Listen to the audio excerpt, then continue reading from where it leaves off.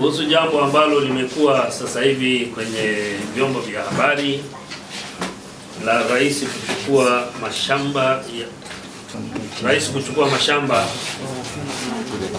ya familia yangu, na vyombo vingi vya habari vimeripoti kuhusu jambo hilo. Kuna mashamba mawili ambayo yanahusika, moja liko Mabwepande ina eka 33, hilo linamilikiwa na mwanangu aitwaye Franklin, na lingine liko Mvomero na eka 326 ambalo linamilikiwa na mke wangu Mama Esther Sumaye. Sasa ni vema nikatoa historia fupi ya huko nyuma ili kupata mtiririko wa jambo hili.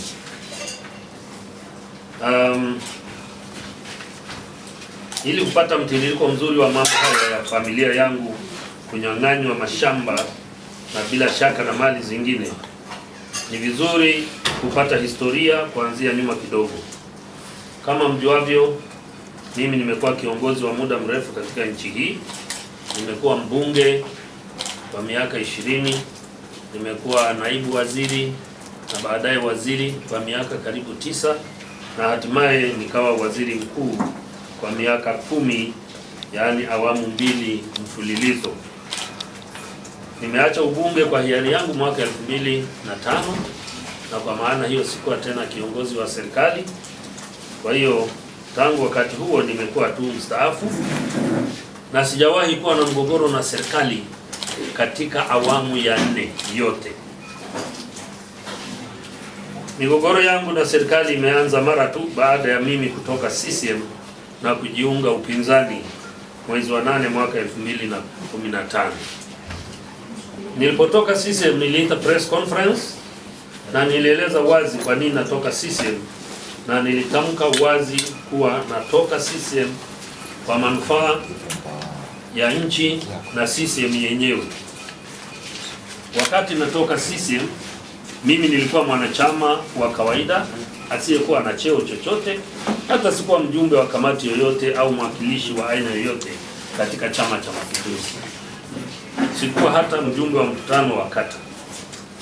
Kilichonishangaza ni kuwa kutoka kwangu CCM kulinizushia uadui wa ajabu na wenzangu wengine, hasa viongozi ndani ya CCM.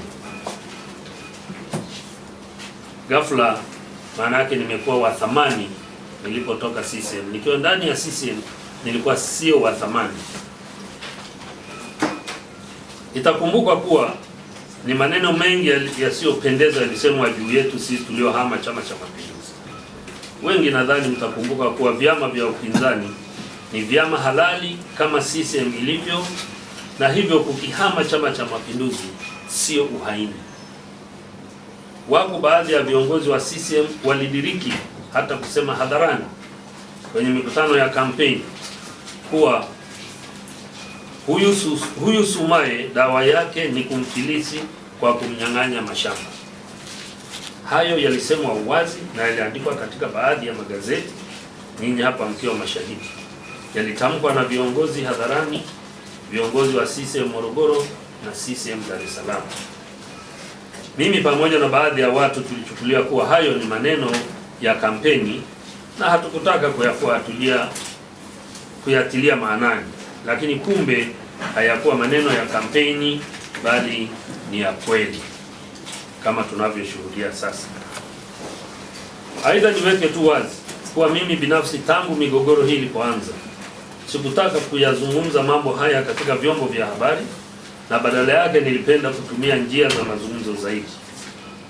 Mwezi wa 10 mwanzoni mwaka jana 2016 nilikwenda kuonana na waziri wa ardhi, nyumba na maendeleo ya makazi, Mheshimiwa William Lukuvi, kumweleza matatizo tunayokabiliana nayo kuhusu mashamba yetu kutishiwa kunyang'anywa na kuwa sababu zinazoelezwa hazina uhusiano na kutokuendelezwa. Nilimwambia sitaki kulumbana na serikali kwenye vyombo vya habari kwa sababu niliamini busara itachukua nafasi yake. Baada ya hapo nilionana na mkuu wa mkoa wa Morogoro Dr. Stephen Kebwe na kumweleza hayo ya shamba la mama la Mvomero na kwamba shamba hilo linatumika kikamilifu. Aidha, nilimwambia kuwa katika tathmini ya awali ya mashamba pori ambayo ilifanywa na halmashauri ya wilaya ya Mvomero, shamba hilo halikuwa katika orodha, lakini yeye mkuu wa mkoa alikuwa ameagizwa kutoka juu kwamba shamba hilo liwemo katika orodha ya mashamba pori. Nilipomweleza akanibishia, lakini nilijua ujumbe umefika. Nilimwambia mkitaka kulichukua hilo shamba labda mtumie nguvu, lakini kisheria hamtaweza, na kweli ndicho kilichofanyika sasa. Waziri wa Ardhi, Nyumba na Maendeleo na Makazi, nilimwambia tulipoonana naye Dodoma kuwa acheni kulipa visasi vya kisiasa, kwa sababu mkivianzisha hata nyinyi hamtakuwa salama. Kwa bahati mbaya, tahadhari niliyowapa naona zimeangukia kwenye masikio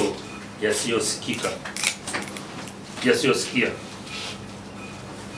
Tarehe 27 Oktoba mwaka jana, Mheshimiwa Lukuvi aliongea na vyombo vya habari kuhusu shamba la Mabwepande, tena kwa kejeli kubwa sana dhidi yangu bila punje ya heshima kwangu. Nilitaka kumjibu hadharani, lakini busara linieleza nitumie njia ya kwenda mahakamani ili kuzuia dhamira ya serikali ya kuchukua shamba. Kwa hiyo tulifungua kesi 3, 2 kwa shamba la Mabwepande, kesi moja dhidi ya wavamizi na nyingine dhidi ya serikali izuiwe na mahakama kutekeleza uovu wake hadi kesi za msingi zitakaposikilizwa, na kesi nyingine moja kwa shamba la Mvomero kupinga dhamira ya serikali ya kutaka kufuta hati ya shamba hilo. Kwa mashamba yote, Mahakama Kuu imetoa zuio la mashamba hayo kutokuingiliwa na serikali hadi hapo shauri za msingi zitakapoamuliwa na mahakama. Kwa kutumia utawala wa sheria wanaoujua Rais Magufuli na waziri wake Lukuvi, wamekwisha chukua mashamba hayo bila hata kujali kama kuna kesi na amri za mahakama dhidi ya hatua yao hiyo.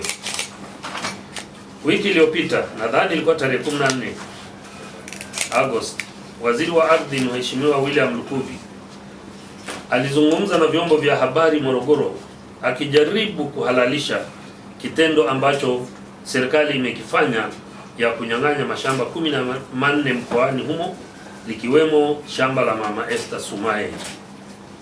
Sina utetezi kwa mashamba mengine, lakini nitayazungumzia mashamba yanayoihusu familia yangu, shamba la Mabwepande na shamba la Mvomero. Nataka nirudie kuwa sikutaka kulumbana na serikali kwa njia hii, lakini kwa sababu wao ndio wanaolianzisha kila mara, safari hii nimeona sina budi na mimi nitumie vyombo vya habari ili Watanzania wajue ukweli katika sakata hili la mashamba yanayoitwa ya Sumaye, na ikiwezekana dunia pia ijue kinachoendelea Tanzania. Aidha, busara niliyokuwa naisubiria itumike kumaliza jambo hili naona imeshindikana, na njia za haki za kikatiba nazo zimeingiliwa kwa kutumia mabavu ya dola. Hivyo nimebakiwa na njia hii angalau kuwafanya Watanzania wajue ukweli na hatimaye kumwachia Mungu atuamulie, maana yeye ndiyo mwenye kujua ukweli na ndiye anayetenda haki. Niseme juu ya shamba la Mabwepande. Shamba hili lilinunuliwa na mtoto wetu Franklin kwa niaba ya familia yetu kutoka mtu binafsi anaitwa Mzee Abdalla Kimberete mwaka 1999. Bahati nzuri huyu mzee bado yuko hai, na kupatiwa hati miliki mwaka 2002 kwa jina la Franklin Frederick Sumaye ambaye ni mmoja wa watoto wetu. Tuliendelea kulilima shamba hili tukipanda mahindi, kunde na alizeti kwa miaka mingi bila matatizo. Katika shamba hilo pia tulichimba kisima kirefu cha mita 120 japo hatukukamilisha kwa maana ya kuweka pump kwa sababu kisima kilihujumiwa na watu wabaya. Tangu wakati huo hadi leo, hii shamba lina hati miliki na linalipiwa kodi zote za serikali kila mwaka. Mwaka 2007 serikali ilitoa tangazo la kulifanya eneo la Mwabwepande kuwa eneo la mipango miji na kuzuia maendeleo yoyote, yani permanent development, katika eneo hilo mpaka serikali itakapotoa utaratibu wa kuliendeleza. Hivyo hatukuliendeleza kwa maana ya kujenga majengo, lakini tuliendelea kulilima hadi hapo tutakapopata taratibu kamili za mpango miji ya matumizi ya eneo hilo kama yalivyo maeneo mengine katika eneo hilo. Ukweli tulipenda sana eneo hilo tulitumie kwa jambo litakalo faidi wengi, na tulikuwa tumepanga kupata wabia wa nje kujenga chuo kikuu. Wakati tunapanga mipango hii mwezi Septemba 2015, utakumbuka ndio wakati wa kampeni, na ndio wakati huo imesemekana huyu dawa ni kumnyang'anya mashamba. Shamba hili na mashamba mengine tena mengine ya viongozi wa CCM yalivamiwa na wavamizi. Tulipeleka taarifa sehemu zinazohusika kwa maana ya polisi wazo na serikali ya kijiji, lakini hakuna hatua yoyote iliyochukuliwa kuwaondoa wavamizi hao. Lakini wavamizi katika yale mashamba mengine ya wakubwa wengine waliondolewa haraka kwa nguvu ya jeshi la polisi, na maeneo yale ambayo mengine labda yalikuwa hayajawahi kutumika kwa shughuli zozote yakawa salama. Tulifanya kila juhudi ili wavamizi waondolewe, kila juhudi ziligonga ukuta. Mimi binafsi nilienda kwa mkuu wa wilaya wakati huo Bwana Paul Makonda, tukaenda naye mpaka kwenye mkutano wa kijiji kule Mwabwepande ambapo wavamizi walikwepo na wakadai kuwa shamba hilo ni pori. Nilimwambia Paul Makonda mbele ya hao wavamizi, kama wanasema shamba hilo halijalimwa tangu miaka ya 2000, basi twende shambani, alafu hata mtu mmoja tu aonyeshe mti au magogo aliyoyang'oa shambani. Hakuna hata mtu mmoja aliyekubali kwenda kutuonyesha, kwa sababu shamba lilikuwa safi wala halikuwa na pori la muda mrefu. Mkuu wa wilaya aliagiza kuwa shughuli zote zisimame kwa wiki 2 atakapotoa maamuzi.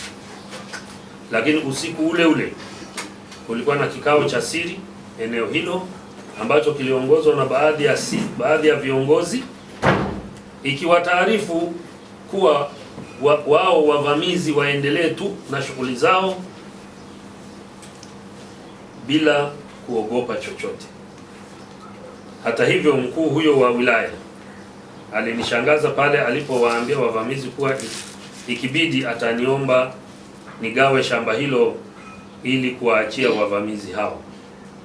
Baada ya kuona amri yake hakuna aliyeitii na wavamizi wanaendelea na ujenzi, nilijitahidi kumwona mkuu huyo wa wilaya mara kadhaa, lakini ilishindikana. Alikuwa sasa ananikwepa na simu zangu akawa hapokei kabisa. Alipokuja mkuu wa wilaya mpya Bwana Happy, nilienda kumwona na kumweleza tatizo la wavamizi katika shamba letu la Mwabwepande. Mwanzoni alionekana kama ana ushirikiano mzuri, lakini baadaye na yeye aligeuka akawa hapokei hata simu yangu. Lakini yeye alienda hatua moja mbele zaidi, kwa sababu alikwenda katika eneo hilo na kuwaambia wavamizi wasitoke katika eneo hilo, kwa sababu watalipeleka kwa Mheshimiwa Rais kufuta hati miliki, na wao wavamizi ndio watapewa eneo hilo. Na hilo ndilo lililofanyika hivi sasa. Huyu ni mwenyekiti wa kamati ya ulinzi na usalama wa wilaya ya Kinondoni. Nilikwenda pia kumwona IGP wakati huo Bwana Ernest Manu na kumwandikia barua nikihitaji msaada wake au aniruhusu mimi niwatoe wavamizi kwa nguvu. Baada ya kufuatilia majibu ya IGP, hatimaye yalipatikana kutoka kwa aliyekuwa kamanda wa kanda maalum ya Dar es Salaam, Kamanda Simon Siro, ambaye alimwagiza RPC wa Kinondoni kuwa swala la shamba la Sumaye liachwe kama lilivyo kwa sababu lina maagizo kutoka juu. Niliporudi kwa IGP, alicheka tu na kunishauri niende mahakamani nisitumie nguvu. Kwa hiyo shamba hili tangu mwanzo lilikuwa na maagizo kutoka juu, na ni yale yale ya kusema lazima anyang'anywe mashamba ndiyo afilisike, si swala la kwamba haliendelezwe. Kama nilivyokwisha eleza, tulifungua kesi mbili Mahakama Kuu kwa kufuata taratibu zote za kisheria, moja dhidi ya wavamizi na nyingine dhidi ya serikali. Kesi zipo mahakamani zinaendelea hata sasa. Mahakama imeweka zuio la muda, yani court injunction, kwa shughuli yoyote kutoendelea katika eneo hilo, na wahusika wote, yani wavamizi na serikali, wana habari na hatua hizo za mahakama. Leo tunavyoongea, shamba hilo limetwaliwa na rais, tena kwa maagizo yale yale ya kusema ligawanywe kwa wananchi, na wale wavamizi wapewe kipaumbele kama alivyowatangazia mkuu wa wilaya Bwana Salum Hapi huko nyuma. Napenda niwakumbushe kuwa Waziri wa Ardhi, Nyumba na Maendeleo ya Makazi, Mheshimiwa William Lukuvi, kama nilivyosema, tarehe 27 mwaka 2016 alizungumza na waandishi wa habari ofisini kwake. Ujumbe mkuu katika mazungumzo yake alikuwa anawaasa wananchi kwamba wasivamie maeneo ya watu wanayoyamiliki kihalali, hata kama maeneo hayo hayajaendelezwa. Kazi hiyo waiachie serikali. Huo ndio ulikuwa ujumbe wake, kwamba wananchi wasivamie maeneo ya watu hata kama hayajaendelezwa. Hiyo ni kazi ya serikali. Hapo ndipo alipoulizwa na mwandishi mmoja kuhusu shamba la Sumaye la Mwabwepande, mbona serikali haiwaondoi wavamizi wa muda mrefu waliovamia shamba hilo? Hapo lugha ya waziri ilibadilika na kusema shamba hilo halijaendelezwa siku nyingi na mhusika amekwisha pewa notice ya siku 90 ya kunyang'anywa shamba. Lukuvi alimuuliza afisa ardhi mteule wa wilaya ya Kinondoni, akamuuliza na nukuu, tulishatoa notice ya kufutwa, si ndio? Yule afisa mteule akasema ndio.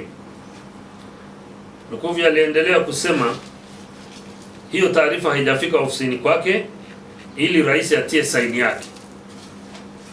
Hata swali lake lilikuwa linaonyesha ni kitu anachokifuatilia kwa karibu kwa maslahi fulani. Kwa kejeli kubwa na kwa chuki ya dhahiri na dharau kubwa kwangu, Lukuvi alisema, nukuu, sisi katika utendaji wetu hatuangalii sura ya mtu. Kama wewe ulifikiri kwa sababu ulikuwa waziri mkuu hatutachukua hatua, sasa umejibiwa kwamba tumechukua, na afisa anayechukua yule pale. Mwisho wa kunukuu. Baada ya maneno hayo ya waziri Lukuvi, mimi nilijiuliza maswali kadhaa. Moja, hivi kama taarifa ya notice ya kufuta hatimiliki haijafika ofisini kwa waziri, Waziri Lukuvi alijuaje habari ya notice hiyo kuandikwa? Swali ambalo waziri anamuuliza afisa wake. Tumeshaliandikia notice, si ndio? Maana yake ni yeye aliagiza hiyo notice iandikwe, na anajua notice hiyo iko wapi na imeandikwa lini na kwa sababu gani. Kwa sababu kama ni notice inayoandikwa kwa shamba kutokutumika, waziri hawezi kuwa na habari na hiyo notice mpaka imfikie. Huyu ana habari na notice lakini anasema haijafika ofisini kwake. Kwa hiyo si notice inayohusu shamba kutokuendelezwa. La pili, kama ujumbe wa Lukuvi kwa umma ni kuwa watu wasivamie maeneo ya watu yanayomilikiwa kihalali hata kama hayajaendelezwa, kwa nini uvamizi ni halali kwa eneo la Sumaye, eneo lake analomiliki kihalali lenye hati analolipia kodi na wala sio pori kama inavyodaiwa. Serikali imegoma kuwaondoa wavamizi kwa muda wa miezi 14 na badala yake inawaambia wavamizi wasiondoke kwa sababu watakabidhiwa hilo shamba. Sababu ni wazi, ni kuwa Sumaye ananyang'anywa kwa sababu ya tofauti, ni sababu ya visasi vya kisiasa wala sio kutokuendelezwa. 3. Waziri Lukuvi anasema salama ya Sumaye ni aliendeleze shamba hilo ndani ya muda uliotolewa wa notice wa siku 90, huku akijua kuwa notice anayoisemea imetolewa siku 108 zilizopita wakati huo, na wala mimi au yeyote katika familia yangu hakuna aliyepata hiyo notice.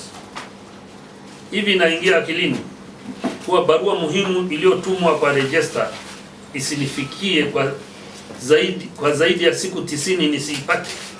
Mimi sio mtu wa anwani isiyojulikana, hata simu zangu zinajulikana.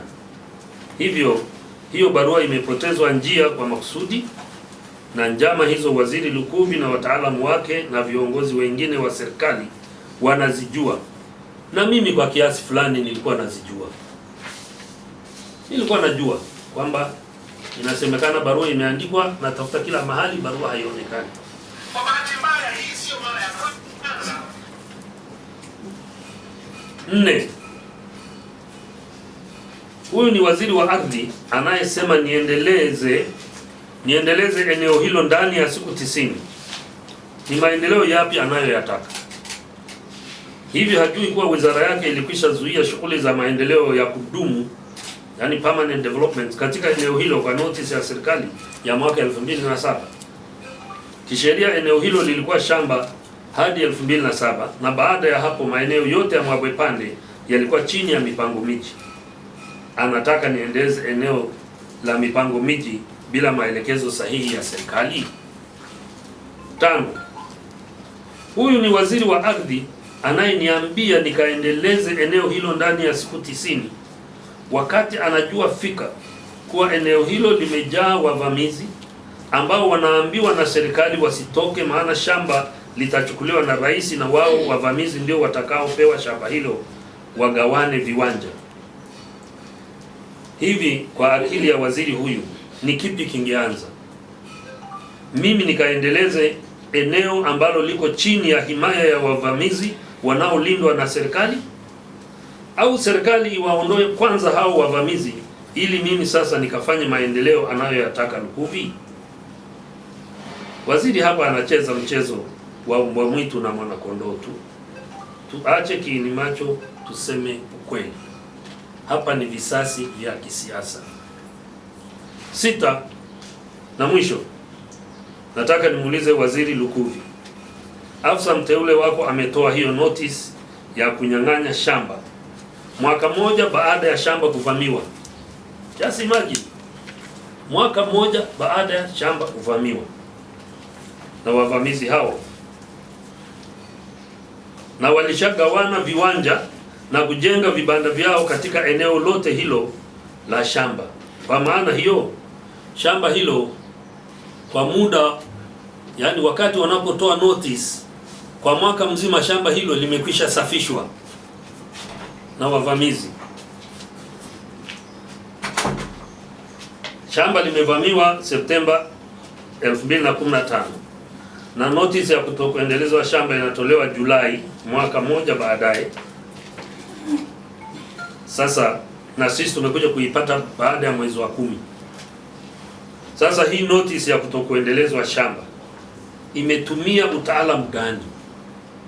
Ni kutokana na sura ya shamba kwa wakati huo wa notice? Ni utabiri wa kienyeji unaoona kuwa shamba hilo mwaka mmoja uliopita lilifananaje? Au alikuwa na picha za anga alizozipiga mwaka mmoja uliopita ambazo zinaonyesha eneo hilo kuwa pori? Sio kama mnanielewa. Yaani Wavamizi wameingia shambani Septemba 10, 2015. Wakasafisha hilo eneo, wakagawana viwanja, wanajenga vibanda vyao. Mwaka mmoja baadaye ndio notice inatolewa kwamba shamba langu ni pori. Can you imagine? Maana wakati notice inatolewa, eneo limekwisha safishwa na vibanda vingi vimekwisha jengwa. Mkiwa na lengo la kumonea mtu, moneeni kwa akili. Haingii akilini shamba lililovamiwa kwa mwaka mzima liko kwenye milki ya wavamizi, unaitolea notice ya kutokuendelezwa. Mimi binafsi hatujawahi kugombana na Lukuvi juu ya shamba hilo, wala juu ya madaraka yake kama waziri, wala juu ya mimi kuwa waziri mkuu mstaafu. Hivyo nashangaa hayo maneno ya dharau na kejeli yote yanatokana hasa na nini? Nataka nimwambie Mheshimiwa Lukuvi, mimi sijawahi kuidharau serikali wala kiongozi wa ngazi yoyote ya serikali, ila na yeye pia nataka anitambue mimi kama kiongozi mojawapo katika nchi hii na ninayestahili kuheshimiwa, hata kama nimeihama CCM na kujiunga na upinzani. Ajue kuwa mimi, ajue kama sisi wengine tungekuwa na roho mbaya na dharau kama yeye, wengine wao ikiwa ni pamoja na yeye wasingekuwa hapo walipo leo, na pengine wangekuwa magerezani. Shamba la Mvomero. Shamba hili lilikuwa la chama cha msingi cha ushirika kiitwacho Morogoro Farmers Primary Cooperative Society. Chama hiki walipata mkopo na kuweka shamba hili kama dhamana. Mkopo ulipowashinda kulipa, wanachama wa ushirika huo waliamua waliuze shamba lao kuliko kuuzwa na mdai. Walifuata taratibu zote za kisheria za vyama vya ushirika, wakapata vibali wilayani na hatimaye kutoka kwa mrajisi msaidizi ambaye ni afisa ushirika wa mkoa wa Morogoro, ambaye kisheria ndio mwenye mamlaka ya kutoa idhini ya mali ya ushirika kuuzwa, na yeye akatoa idhini baada ya kuona hatua mbalimbali walizopitia. Shamba likatangazwa na watu wakashiriki kwenye zabuni pamoja na Mama Esther Sumaye, na Mama Esther Sumaye zabuni yake ikashinda. Baada ya taratibu zote za malipo kukamilika, Esther alikabidhiwa hati miliki mwaka 2002 na hati hiyo imeandikwa kwa jina lake Mrs. Esther Frederick Sumaye. Kwa hiyo shamba hilo sio la kijiji cha Mvomero kama watu wengine wanavyodai. Lilikuwa ni mali ya wanaushirika ambao kwa hiari yao na kwa kufuata taratibu zote za sheria na za serikali waliliuza. Shamba hilo hivi sasa nalo limetwaliwa na rais kwa kisingizio kile kile cha kutokuendelezwa na kutokulipiwa kodi ya serikali, mambo ambayo yote ni uongo kama nitakavyoeleza hivi punde. Ili kupata mtiririko mzuri, nianzie nyuma kidogo. Mwanzoni mwa mwaka jana 2016, Mheshimiwa Rais alipita maeneo ya Mvomero na kuagiza kuwa mashamba yote ambayo hayajaendelezwa yapelekwe orodha apelekewe orodha ayafute. Baraza la madiwani lilikaa, sababu vikao vya madiwani sio siri. Walikaa kupitia orodha hiyo ya mashamba, na shamba la Esther halikuwa mojawapo ya mashamba yaliyopendekezwa na kupelekwa mbele kwa ajili ya hatua za rais kwa sababu waliona shamba hilo na shughuli nyingi za kilimo na ufugaji. Hata hivyo, baada ya hapo nilipata taarifa za chini kuwa maagizo kutoka juu, kuwa kuna maagizo kutoka juu ili shamba hilo lijumuishwe katika orodha ya mashamba yasiyoendelezwa.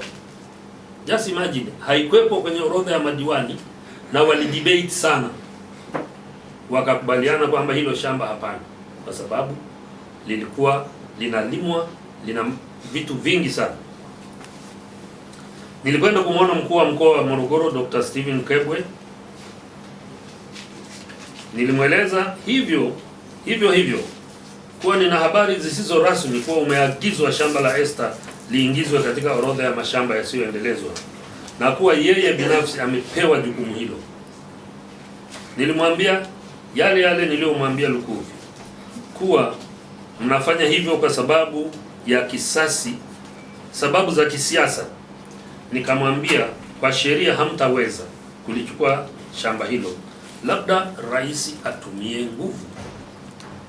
Akanibishia kuwa hana maagizo hayo, lakini nilijua lazima angesema hayo, asingekubali. Mwezi wa 8 mwaka jana tulistukizwa kupewa barua ya onyo, warning letter, kuwa tutoe maelezo ndani ya mwezi mmoja kwa nini hatutekelezi masharti ya hati ya shamba, na pia hatukutii kanuni za Town Planning and Country Planning Use Clauses Regulations 1960 as amended in 1993. Barua haikufafanua ni nini tumeharibu au ni nini hatukufanya. Mama Ester alifuatilia kwa kuonana na afisa mteule wa ardhi mwenyewe, lakini hakupata ushirikiano zaidi ya kuambiwa akasome sheria na kanuni za mpango miji, ambayo alimpatia kurasa za sheria na kanuni zinazohusika. Kwa masharti ya hatimiliki ya shamba lile ni kwa ajili ya agricultural purposes, ndivyo ilivyoandikwa katika hati ya shamba, ambayo kanuni regulations zinasema shughuli za agricultural purposes ziko nyingi kama 9, lakini ni pamoja na kilimo, ufugaji wa wanyama mbalimbali kama mbuzi, kondoo, nguruwe, paka, mbwa, kuku kadhalika. Hata hifadhi ya misitu, unaweza kufuga hata nyoka ukitaka, hata nyuki. Lakini hata hifadhi ya misitu pia ni sehemu ya agricultural purposes. Hata hivyo tulijibu hiyo barua kwa ukamilifu wake. Pamoja na haya yote, mwezi wa 10 mwaka jana, Mama Ester alipewa notice ya siku 90 ya kunyang'anywa shamba. Notice yenyewe kama kawaida haikufafanua ni nini hasa tulichokosea. Kodi ya ardhi tumelipa mpaka mwaka husika, na matumizi ni kama nitakavyoelezea. Tumejiuliza na nimewauliza wengine, ikiwa ni pamoja na waziri wa ardhi, nyumba na maendeleo mjini na mkuu wa mkoa tulipokutana, kuwa hivi nyinyi mmewahi kuona Ruvu Ranch au Kongwa Ranch imelimwa kwa trekta au miti yake yote kufyekwa? Kila mmoja alijibu hapana. Sasa hili la shamba la Sumaye ni nini? Simseme. Tatizo liko wazi, ni kuwa Sumaye amehama CCM na kuingia upinzani. Lazima anyang'anywe mashamba yake ili afilisiwe kama ilivyotamkwa awali. Kama nilivyoeleza awali, ili kupinga hii dhamira chafu na uonevu ya serikali, tulifungua kesi Mahakama Kuu ili kuzuia serikali isiendelee kufanya uovu wake mpaka shauri hilo litakapoamuliwa mahakamani. Mahakama ikaweka zuio, lakini serikali ikaendelea na dhamira yake bila kujali wala kufuata utawala wa sheria kwa rais kutwaa hilo shamba kabla kesi tuliyofungua Mahakama Kuu kufikia uamuzi.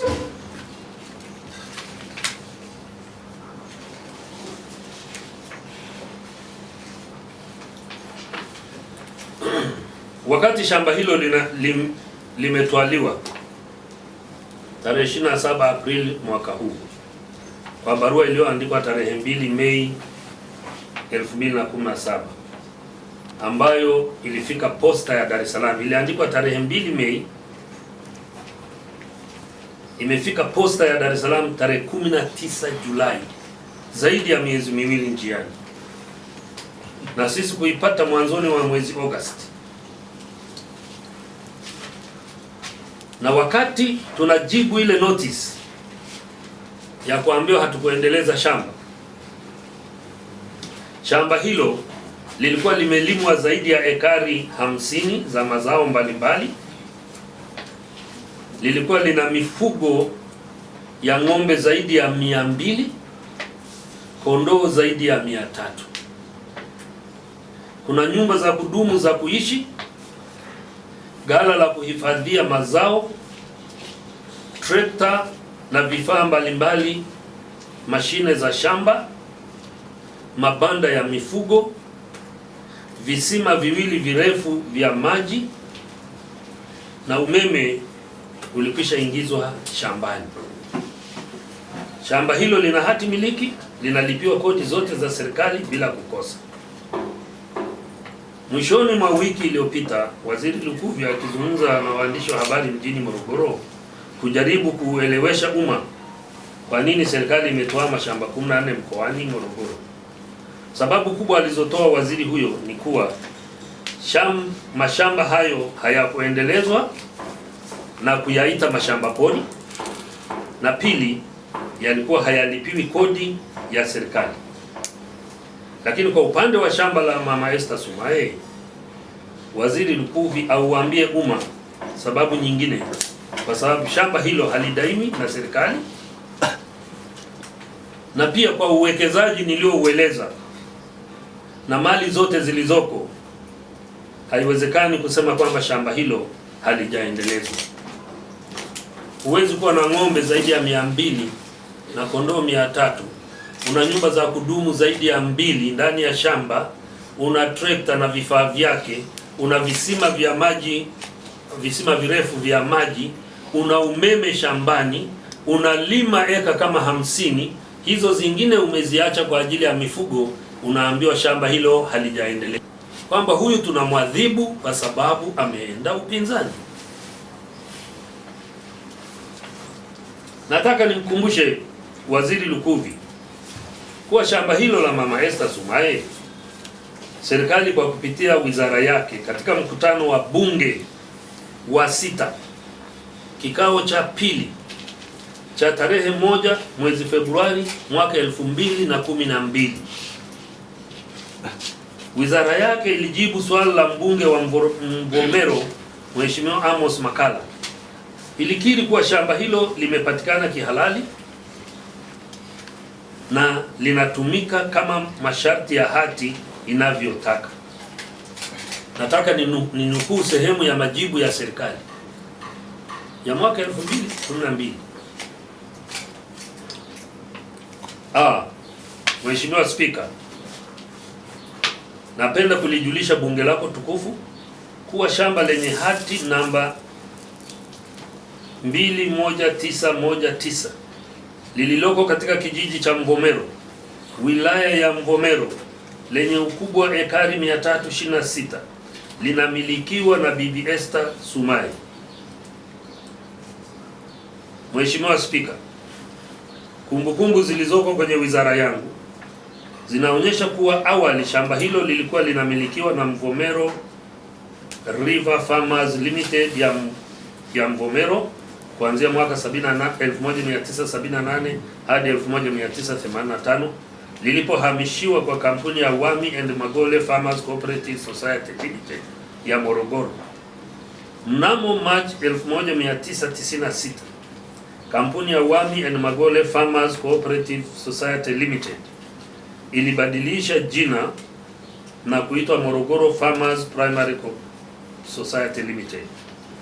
Aidha, tarehe 27 Novemba mwaka 2001 Morogoro Farmers Primary Society Limited walimuuzia ndugu Esther Sumaye shamba hilo, na baada ya kukamilisha taratibu zote za kisheria ikiwa ni pamoja na kulipa ushuru kwa serikali, uhamishaji wa miliki yani transfer ulikamilishwa mwaka 2002 kwa mujibu wa kifungu cha 61 cha sheria ya ardhi namba 4 ya mwaka 1999.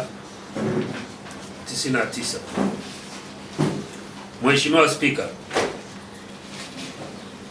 kwa kuwa Bibi Esther Sumaye anamiliki shamba hilo kwa mujibu wa sheria, na kuliendeleza kwa kuzingatia masharti ya hati miliki. Serikali inaheshimu haki zake na hivyo haitaweza kumnyang'anya, kwani itakuwa ni ukiukwaji wa haki za kumiliki mali kama zilivyoainishwa kwenye ibara ya 24 ibara ndogo ya kwanza na ya pili ya Katiba ya Jamhuri ya Muungano wa Tanzania ya mwaka 1977. Majibu haya ni kwa sababu mbunge alikuwa ameuliza kwanza hilo shamba limepatikanaje. Imeelezwa ilivyopatikana. Kwa nini asinyang'anywe wakapewa wananchi? Ndio Wizara ya Ardhi, Wizara ya Lukuvi inajibu. Nataka nirudie sehemu B. Mheshimiwa Spika, na hii ni Hansard nimenukuu, sio maneno yangu. Mheshimiwa Spika, kwa kuwa Bibi Esther Sumaye anamiliki shamba hilo kwa mujibu wa sheria na kuliendeleza kwa kuzingatia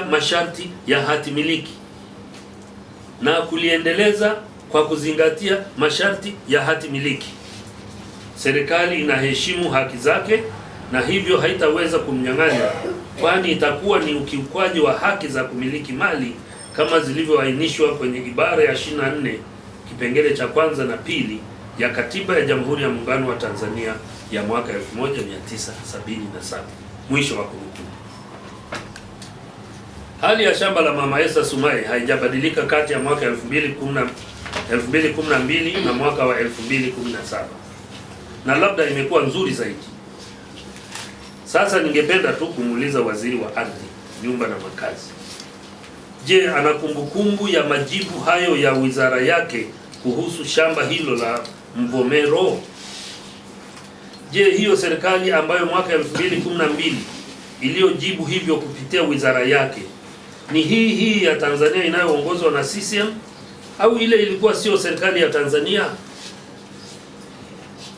Kama serikali tena kupitia wizara yake ilikiri kuwa shamba hilo linamilikiwa kihalali na limeendelezwa kwa kuzingatia masharti ya hati miliki yake, kwa nini Mheshimiwa Lukuvi asiwe na ujasiri wa kusema shamba la Mama Esther Sumaye linatwaliwa kwa sababu za kisiasa, kama kisasi kwa mume wake kukihama Chama cha Mapinduzi na kujiunga na upinzani? Huo ndio ukweli, japo Mheshimiwa Lukuvi na wenzake hawatathubutu kuusema hadharani. Nigusie mambo mengine ambayo yana uhusiano na haya. Nigusie tu swala utawala bora. Utawala bora ni utawala unaoheshimu katiba, unaofuata sheria, unaotii demokrasia na unaojali haki za watu na mali zao. Kuna taratibu ambazo huwekwa ili vigezo hivi vya utawala bora viweze kufanya kazi. Utaratibu mmojawapo ni kuwa na nguzo 3 za dola zinazoshirikiana lakini zilizo huru kutenda kazi zao bila kuingiliana kati ya nguzo moja na nyingine, au nguzo moja kuingilia uhuru wa utendaji wa nguzo zingine za dola. Tunajua nguzo 3 ni utawala ambao ni executive, ni bunge ambalo ni legislature, na mahakama ambayo ni judiciary.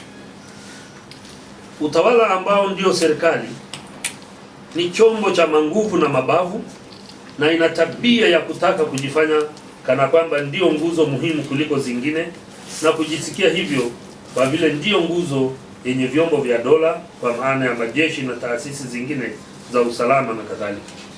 Hiyo ndio nguzo ya utawala. Nguzo hii ndio inayoweza kuvuruga utawala bora katika nchi na hata kuiingiza nchi katika matatizo makubwa ya kiusalama. Nguzo zingine mbili za bunge na mahakama, kazi zake zinaeleweka na hazina nafasi kubwa ya kuingilia nguzo zingine, isipokuwa pale ambapo wajibu wake wa kazi unataka ifanye hivyo.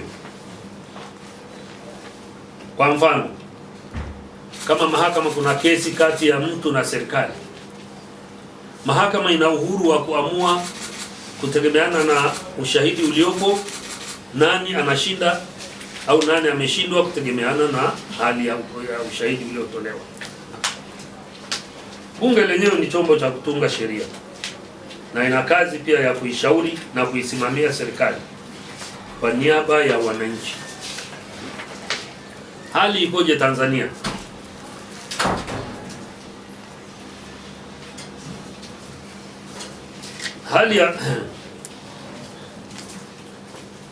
Hali iko wazi na dhahiri nchini mwetu kwa tangu utawala wa awamu ya 5 uingie madarakani, utawala bora umeanza kuwa bora utawala. Tunashuhudia matumizi ya nguvu za dola hata ambapo pasingestahili nguvu hizo zitumike. Katika awamu hii, kwa mara ya kwanza katika historia ya nchi hii, tumeshuhudia jeshi la polisi lenye silaha likiingizwa ndani ya bunge kuwapiga na kuwatoa nje wabunge wasio na silaha wanaobishana bungeni kwa sababu ndio kazi yao ya msingi ya kupingana kwa hoja. Sio sahihi kupiga watu wanaopingana kwa hoja. Sio mara ya kwanza wabunge wa upande moja kutokukubaliana na upande mwingine au hata kutokukubaliana na spika. Na spika katika hali ya namna hiyo huahirisha bunge ili vyama vikakutane katika caucuses zao kutulizana hasira na busara ikachukua nafasi yake badala ya hasira.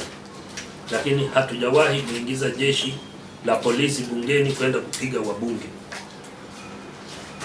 Hali ya namna hii huikumba mabunge mengi sana duniani. Wengine hata hufikia hatua ya wabunge kuchapana makonde, lakini huoni jeshi la nje likiingizwa bungeni, maana bunge lina askari wake. Kilichotokea kwetu, kwanza ni muhimili wa utawala kuingilia muhimili wa kutunga sheria, yaani bunge, na pili kuwatisha wabunge ili waogope kuikosoa serikali, jambo ambalo ni wajibu wao wa msingi. Na kwa kiasi kikubwa lazima tukubali sisi wa Tanzania kwamba serikali imefanikiwa katika hili la kuwatisha wabunge ili wasiweze kuikosoa serikali. Na wale wanaojaribu, mmeona matokeo yake ni kufukuzwa nje na wengine kufungiwa kwa muda ambao hata sidhani kama kanuni za bunge zinaruhusu. Sio bunge tu ambalo limeingiliwa na serikali, bali hata mahakama. Tumemsikia Mheshimiwa Rais akiwaambia majaji na mahakimu siku ya mahakama duniani, kwa nini kesi za serikali zinashindwa mahakamani?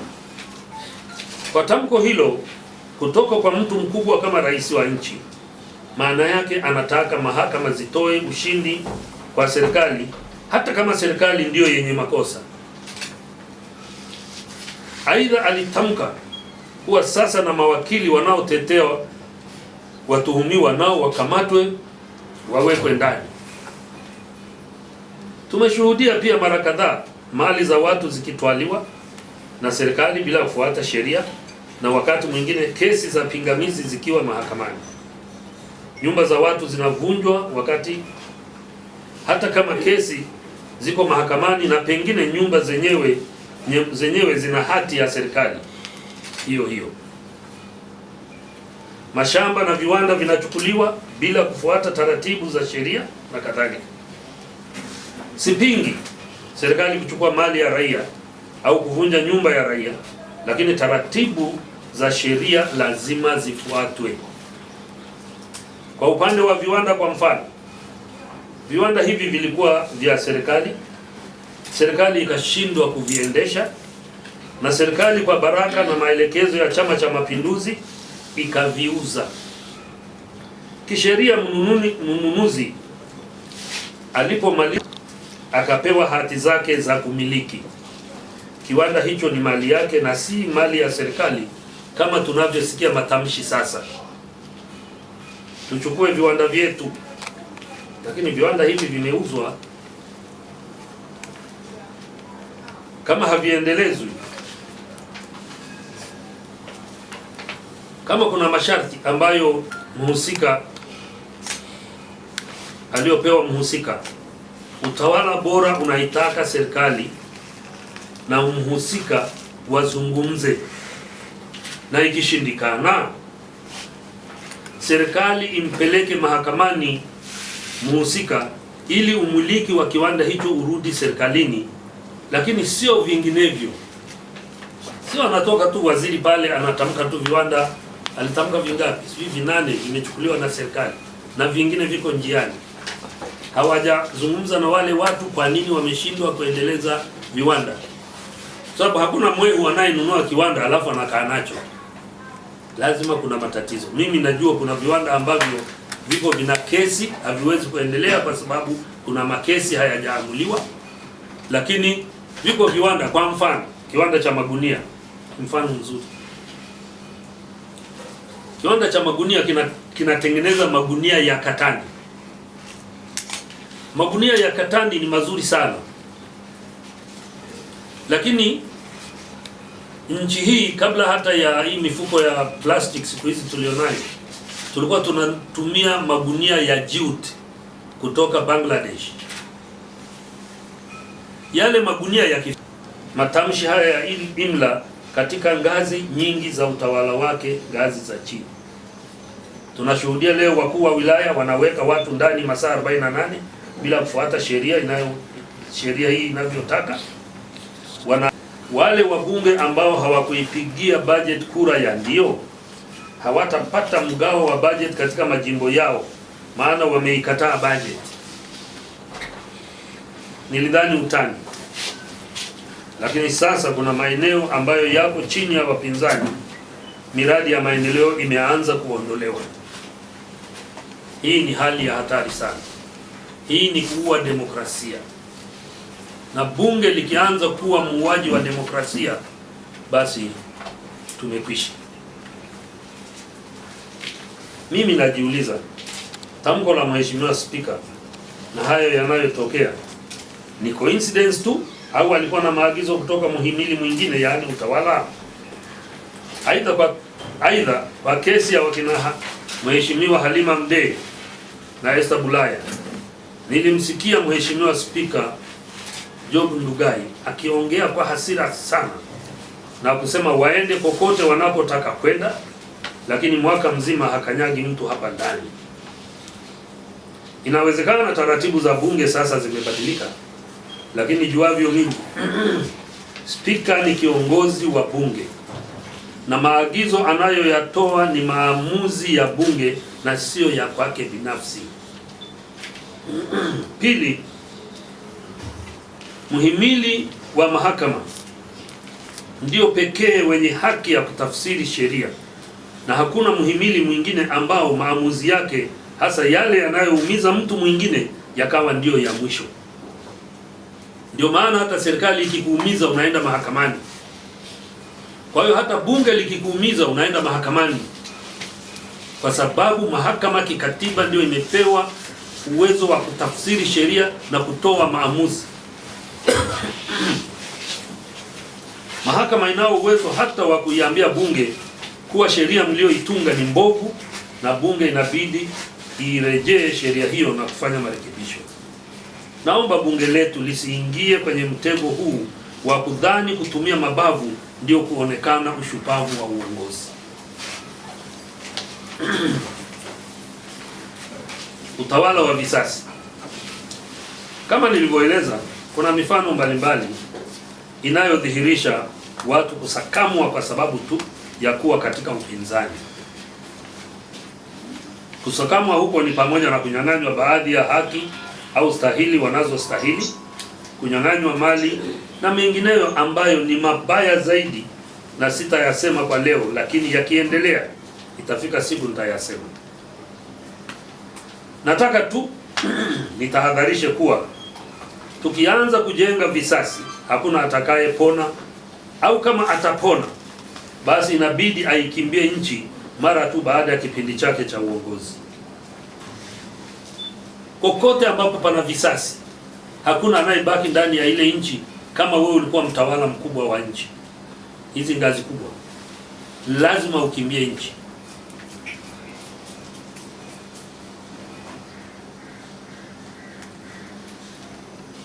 Hali hii ikishajengeka, hii ya visasi, lazima viongozi wetu wawe wezi, ili katika kipindi cha uongozi wajiwekee akiba ya kutosha nchi za nje itakayowasitiri wakiwa wakimbizi. Na waomba wahusika waache hii dhambi, maana itawatafuna. Tena wengine wenu mna mali nyingi, wengine mna mabasi, wengine mna mahoteli makubwa makubwa na mengineyo mengi, wala sio vitu kama mashamba ya wakina Sumai. Tunajua, na hapa sisemei mimi mwenyewe, mnajua yanayowapata wakina Mbowe, hata Lowassa kwa kiasi fulani, mimi. Kwa hiyo hali hii ya kuandama watu kwa sababu za kisiasa ni hali ya hatari sana katika nchi.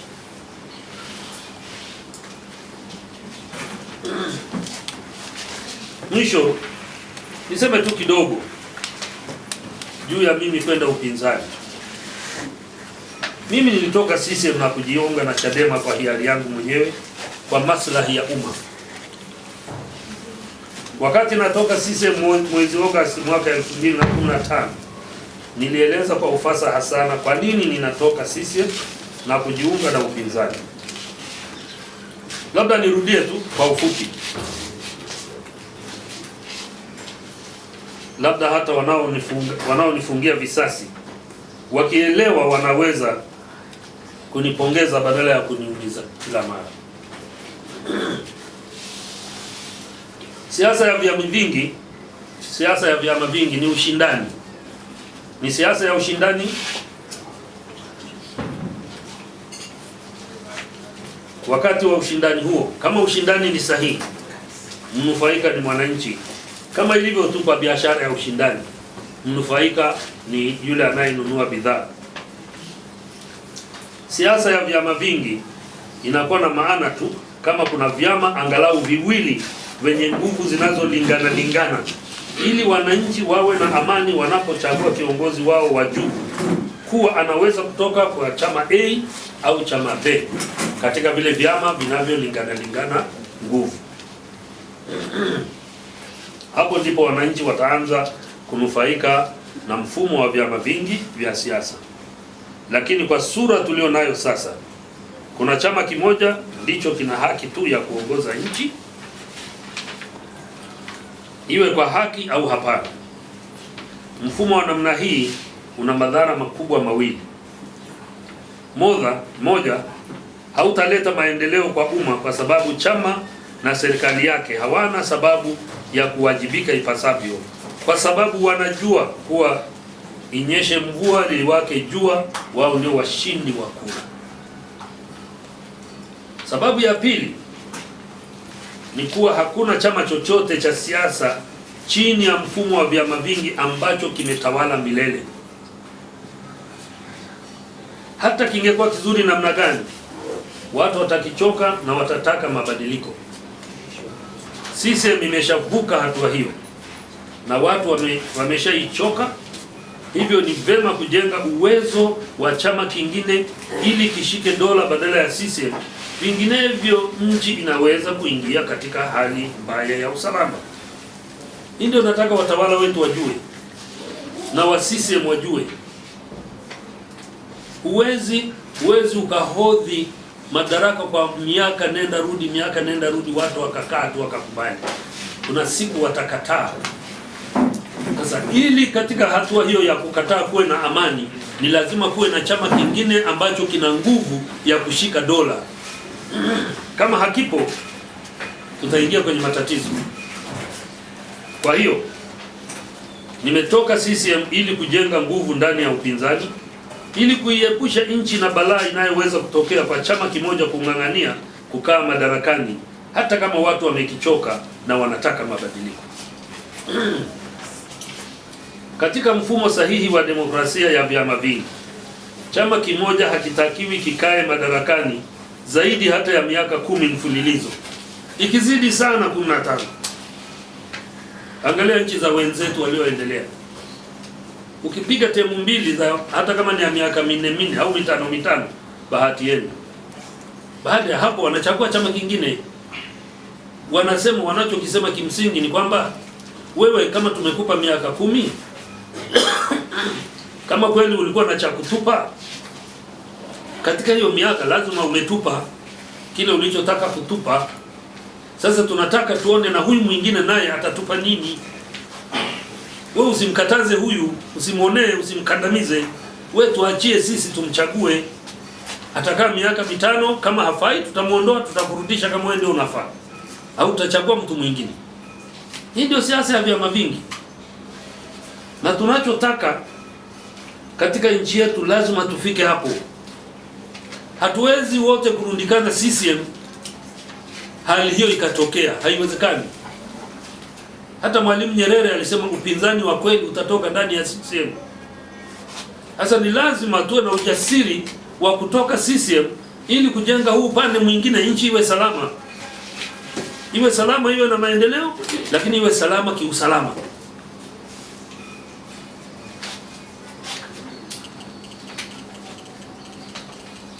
Ukiona chama kinakaa zaidi ya miaka 20 madarakani, ujue hapo mfumo wa vyama vingi ni wa jina tu. Kwa hiyo mimi nimehama CCM kwa maslahi ya umma na sio kwa maslahi yangu binafsi. Kwa sababu nilihama CCM kwa maslahi ya umma na hayo malengo hayajatimia, suala la kufikiri tabu yoyote ya binafsi kama hii ya kunyang'anywa mashamba kwamba eti inaweza kunirudisha CCM ni ndoto ya mchana. Watanzania wote naamini wameona manufaa ya upinzani ukiwa na nguvu. Juhudi mbalimbali zinazofanywa na serikali hivi sasa ni matokeo ya nguvu kubwa iliyoongezeka upande wa upinzani. Ingekuwa serikali haiuogopi upinzani, ingeendelea kusinzia kama kawaida yake. Na kama serikali isingeubana upinzani kuanzia bungeni hadi kwenye mikutano ya hadhara, nina uhakika kasi ya maendeleo yetu ingeongezeka sana. Na haya ndio madhara ya chama kimoja kutawala kwa muda mrefu na kuzuia vyama vingine visijitokeze au kuviziba pumzi.